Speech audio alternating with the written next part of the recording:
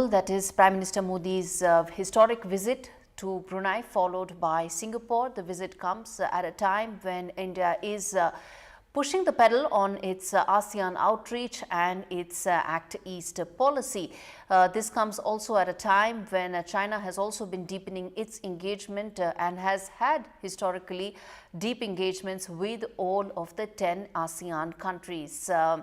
This is the first ever bilateral visit by an Indian Prime Minister to Brunei, where defence, trade, space and healthcare are said to be the key focus areas. Brunei is also a very crucial partner for India, as I said, in the Act East policy, and this upcoming visit scheduled from tomorrow is set to strengthen cooperation in all these existing sectors between the two countries. The discussions are likely to focus on cooperation also in newer sectors, and there is also semiconductors that could be a key area of convergence between the ASEAN countries, particularly Singapore and India. The visit comes as India and Brunei mark 40 years of diplomatic ties, and while Prime Minister Modi will be at these two countries, he will also engage with the diaspora in both of these countries. This visit comes at a time when he is already engaged with the countries and heads of states of Vietnam and Malaysia, indicating that the government is pushing the pedal when it comes to all the ASEAN countries and sets the agenda for what lies ahead. All right, let's first get in a reaction from the Ministry of External Affairs. We come back and talk more on that. As you know, Prime Minister is undertaking a visit to Brunei and to Singapore.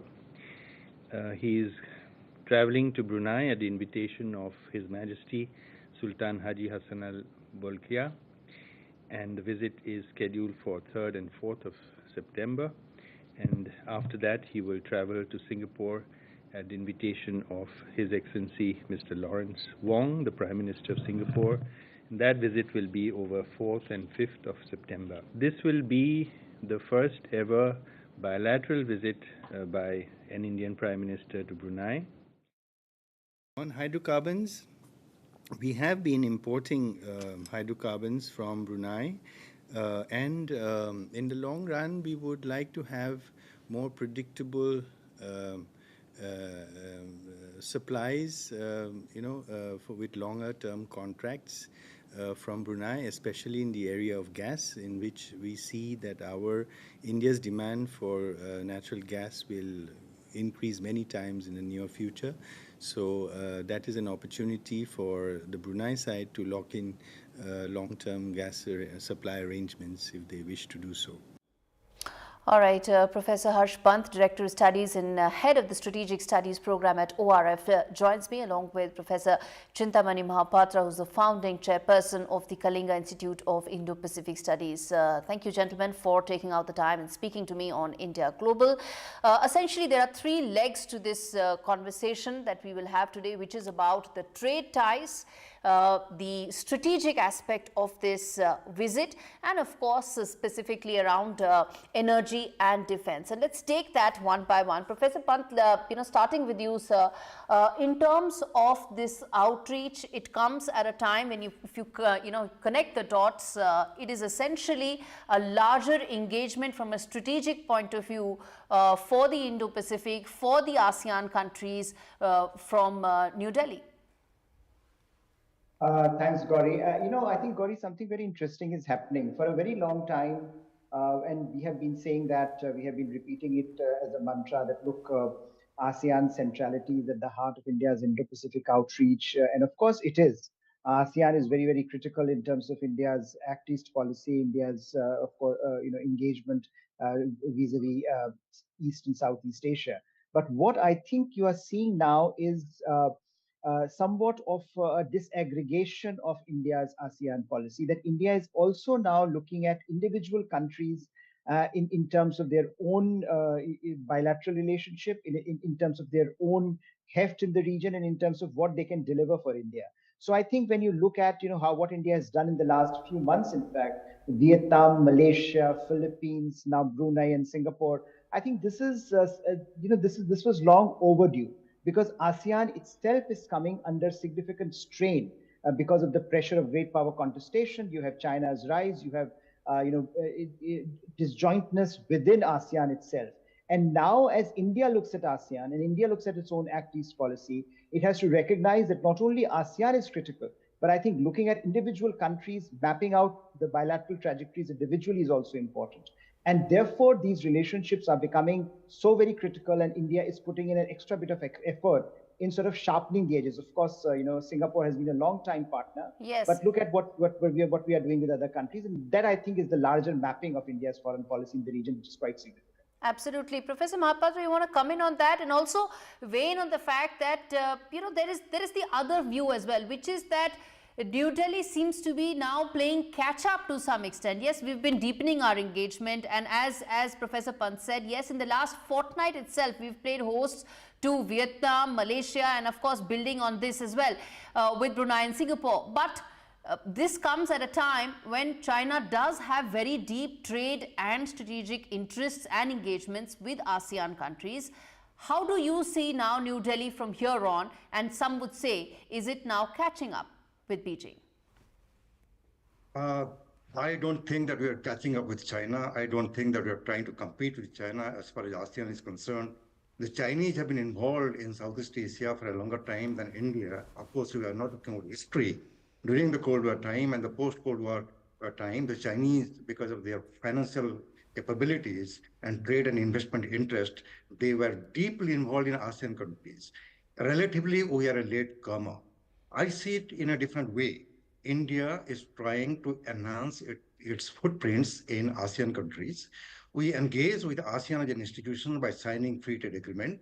We have Indian ASEAN summits taking place almost every year now.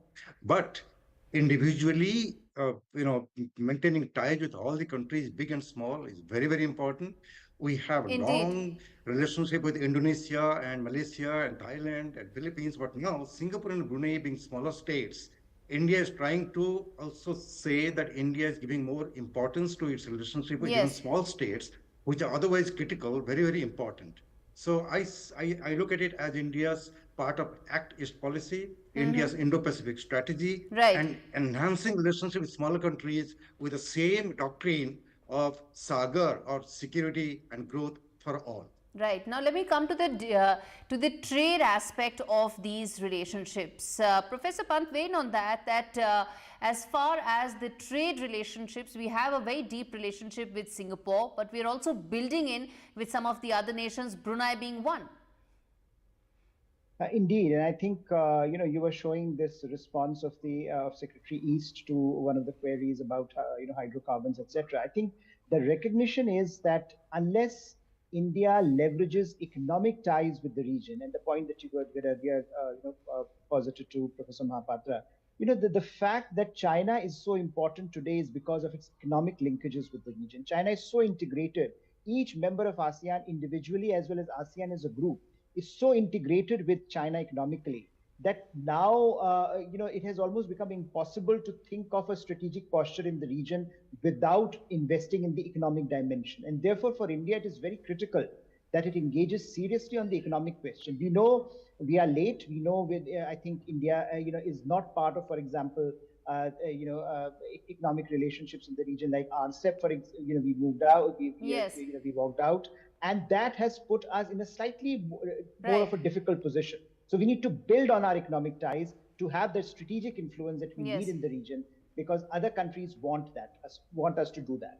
Professor Mahapatra, on the defense aspect of these ties and visits, how do you read that? India and Singapore have very deep defense cooperation, including naval exercises. Brunei is also a defense partner for quite some time now. And India and Brunei have cooperation even in the space sector.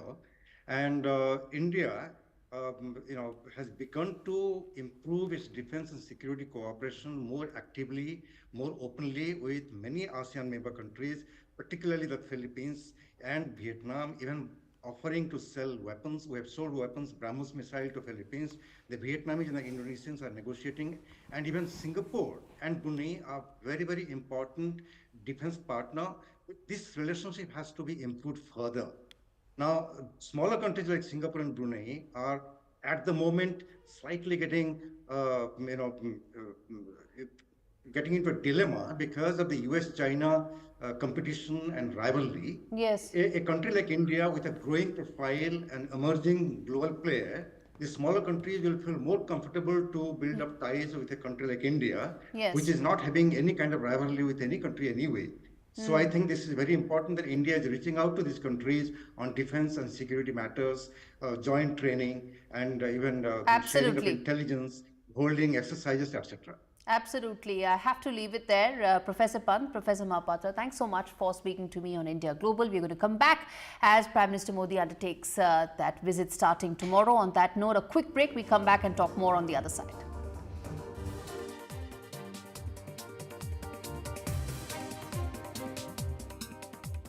People like to say, It is what it is. and that's true, until it isn't. Remember before AI when you couldn't do this? Watch this video and list the authors she quoted. Oh, that's smart. What else can it do? Find me the top spots for tagine in Marrakesh and put them on a map. Nice. Remember when all phones pretty much did the same stuff? Until they didn't. Google Pixel 9. Great tasting coffee shouldn't cost a fortune. That's why McCafe coffees are made with 100% Arabica beans and fresh organic milk and start from only $1.39. Mum and Dad love Bright Sun Travel. They book all their trips through them. Mum's business trips, fly drives or city breaks. I love beach holidays the best, and so does my dad. For business, leisure or fun, call Bright Sun at All Protected. When you're setting up a new nest, starting your own flock, or they just keep on growing. Get the flexibility you need with VeryPay. Pay now, pay later, or pay over 3 months and pay no interest. We'll even send you helpful payment reminders. Shop the online store for fashion, home and more. VeryPay. Ways to pay that work your way. With Post Office Over 50s life cover, enjoy peace of mind knowing your family will receive a guaranteed payout when you're gone. UK resident 50 to 80, your guaranteed acceptance. No health checks and from just £1.15 a week. Plus free 24/7 GP access with the health and wellbeing benefit. Purchase and receive a £125 gift card for amazon.co.uk, Tesco or M&S. Call Post Office on 0800 171 2211.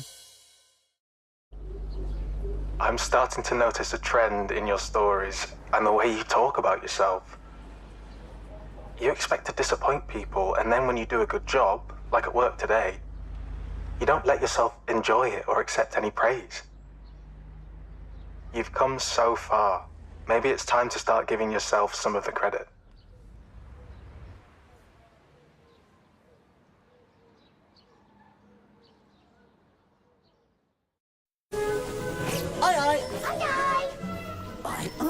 Good idea. It's never too early to consider my pension options. With II's low flat pension fees, you could retire with more. Really? Helping you get the most out of your pension. Nice. So many investment opportunities! Interactive Investor, a WITch recommended SIP provider 3 years running. The II SIP, your personal pension.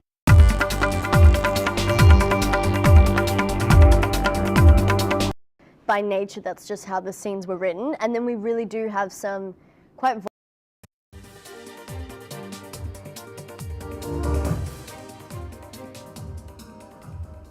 Welcome back. You're watching India Global. I'm Gaurie Dwivedi. Now shifting focus to the latest in Iran-Pakistan relationship. It seems there's now more trouble brewing. Remember, earlier this year, Iran and Pakistan traded strikes and struck each other's assets in their territories. Since then, the relationship between the two has been tense, and add to it, there's been a regime change in Iran, and now the latest reason for tensions to spike between the two sides is regarding the gas pipeline. The long delayed gas pipeline, it now seems that Pakistan has not met its side of the commercial contract, and Iran is willing to escalate that further. How will that impact the Tehran-Islamabad relationship and its impact on New Delhi is our big debate on India Global. Let me first get in my colleague Mohammad Ghazali to fill us in with the latest as far as what the tussle is all about, and then we take this forward. Over to you, Ghazali. So Iran and Pakistan signed this gas pipeline deal back in 2009, and after 2009, Iran claimed in 2011 that it had completed the side of the pipeline on its side, on its border, but Pakistan kept delaying it. And in 2014, Pakistan requested Iran that they want to extend the completion date by 10 years. That 10 years expires this month in September. And now before that, Iran has been reprimanding Pakistan to finish that gas pipeline, because Pakistan is heavily dependent on Iran for its gas supply. More than that, what is the conundrum for Pakistan right now? Iran faces global sanctions, and Pakistan perhaps expects that US will give them some sanction waiver to continue this gas pipeline. But the United States State Department earlier this year had clearly stated that anybody who engages with Iran on business terms, trade ties, they will face action from United States. And Pakistan, considering itself to be a close ally of United States, doesn't want to upset United States. But US has not given any indication that when it comes to completion of this pipeline, whether they will give Pakistan any kind of leverage to continue and finish this pipeline. And now the other dilemma for Pakistan is that Pakistan is also heavily dependent on Gulf states for its energy needs, and out of those Gulf states, Saudi Arabia is the leading state which provides Pakistan's energy needs. And Saudi Arabia is also not very comfortable with the fact that Pakistan, one of the Asian allies of Saudi Arabia in Asia, is dependent on Iran, or it will further its interest with Iran by constructing that pipeline. Pakistan also faces another problem, that is the International Arbitration Court, and Iran may drag Pakistan to the International Arbitration Court if it doesn't sort of meet the deadline for finishing this pipeline. So Pakistan has multiple problems right now. Its own economy is dipping. We know the problems there. And now Pakistan's Foreign Affairs Ministry has not hinted whether they have applied for any kind of waiver to the United States State Department when it comes to deal with Iran vis-a-vis this pipeline. All right, Mohammad Ghazali, we leave it there. Appreciate you joining us to decode what the real dispute right now is between Iran and Pakistan. All right, Ambassador D.P. Srivastava, who's been Indian Ambassador to the Islamic Republic of Iran, as well as Tara Kartha, who is former Director of National Security Council Secretariat, joins me on the broadcast to decode this further. Tara, let me come to you first, which is that from Pakistan's options point of view, it's between the deep sea and the devil, really, you know. But at the same time, how does this impact its relationship with Iran and its larger ramifications for the region? That's really the big issue here. Your first take. See, it is obviously Iran is very clearly annoyed. I mean, it has very good reasons to be annoyed because it has built its section of the pipeline, right? It built it long back. Pakistan, from day one, has been hanging back. And the reasons for that are plenty. In fact, most of us, you remember it was initially supposed to be an Iran, Pakistan, India pipeline. And we knew that was never going to happen, right? Ekto, the pricing was terrible. The fact that the Saudis would get very annoyed was clear. So Pakistan, for various reasons, right from the beginning, was very hesitant about this whole thing. Then came the sanctions. Then comes the fact that, you know, they are. But the point here is they never asked the US for a waiver. To date, as far as I'm aware, which is from what the spokesman said in March, he said they have never asked us for a waiver. Okay, that is the second thing. Third thing is there is a very, very lucrative gas smuggling thing going on across the border. Everybody is making money. And that includes officials from the border guarding forces. It includes almost everybody. So Iran is basically going to call out Pakistan's bluff, right? And how does that impact the relationship? That's the point. It now needs to be ready to face the music. Yes, it has, because Iran has got an open and shut case. It has gone in full faith on this contract, so has Pakistan. They've signed on to it, and now you say force majeure, we can't. And in fact, as recent as February, I think the parliament had given sanction for that 80-kilometer pipeline. And now they said, no, we can't build it at all. Like I said, there are all these pressures on Pakistan. So it's going to create a huge problem between these two. Right. And as far as the security calculus for the region, the instability between Pakistan, Iran, the fact that there is now a new regime in Iran, that complicates the security calculus for New Delhi. Break that down for us. We have a waiver, right, for Chabahar in terms of dealing with Iran, but that is only for Afghanistan. In terms of getting... No, I'm not talking about the waiver. I'm talking about the fact that an Islamabad-Tehran relationship reaching another low after what happened earlier in January impacts the entire region, creates more instability in the region. Well, that area was always unstable. I mean, the Jaish-ul-Adl has been operating from Pakistan for years. And we also know that many of them were being backed by states whom I will not mention here. So that is already a given. The airstrikes happened, which was very unusual for Iran to do such a thing to a brotherly Islamic state, all that stuff. I mean, this was an IRGC decision. How is this going to get worse? How does it impact the region? I don't see it going into some kind of a war-like situation, but I would imagine that the non-state assets would be further, used, because Pakistan accuses Iran of sheltering Baloch. You just had that huge, massive Baloch protests. How did that happen? It's obviously these are operating from Iranian soil. So all that we can expect that will go up because Iran is has a lot going on this deal. So if they back off now, those assets could be used further. So Iran uses its assets, Pakistan uses its assets. So yeah, we are looking at a very troubled future ahead. And plus the money which Pakistan has to pay. That's going to be... Let me ask that to Ambassador Srivastava as well. Sir, how do you read the situation and the security calculus, how it's likely to change given these developments? The security situation is linked to internal situation within Balochistan, where Pakistan has conducted 5 military operations since inception. And the situation has become worse with the Chinese coming in. And this has naturally resulted in a lot of resentment. The CPEC project is not bringing jobs to Balochistan. It is generating jobs and economic growth in other parts of Pakistan where industry will be set up. The pipeline issue, of course, has been there since 2013, and it must be remembered that there was a 2-year interim between 2016 and 2018 when there were no sanctions. So if Pakistan was sincere about building the pipeline, it had enough time to complete the project. It cannot at this stage get out of its international commitment. Iran has already sunk more than $1 billion in completing pipeline on its side of the border. And naturally, they would expect that Pakistan keeps to its international commitment. Right. And the fact that Iran is set to take Pakistan to court because it is not fulfilling its side of these commercial contractual obligations, how do you read that impacting the relationship between the two? Do you see that souring significantly and its larger ramifications?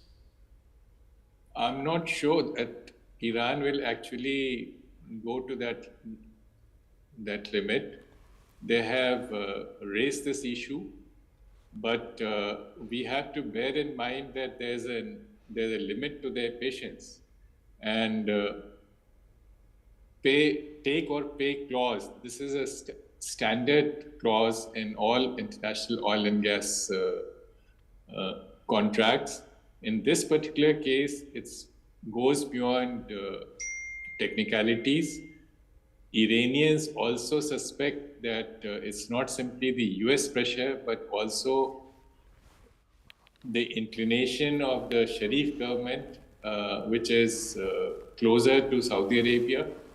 And this probably is the reason why Pakistan did not go forward with the project even during the 2-year interregnum when there were no US sanctions. All right, Ambassador Srivastava, Tara, Kartha, appreciate both of you joining me on India Global. With that, it's a wrap on this edition of this show. Thanks so much for watching.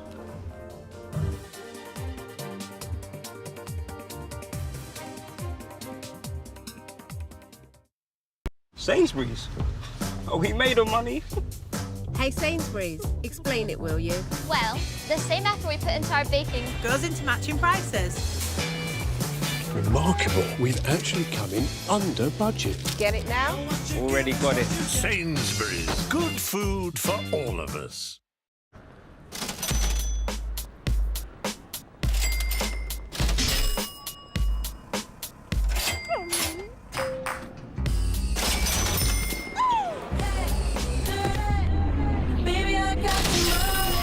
Great tasting coffee shouldn't cost a fortune. That's why at McDonald's, our coffee starts from as little as $1.39, made with 100% Arabica beans and fresh organic milk.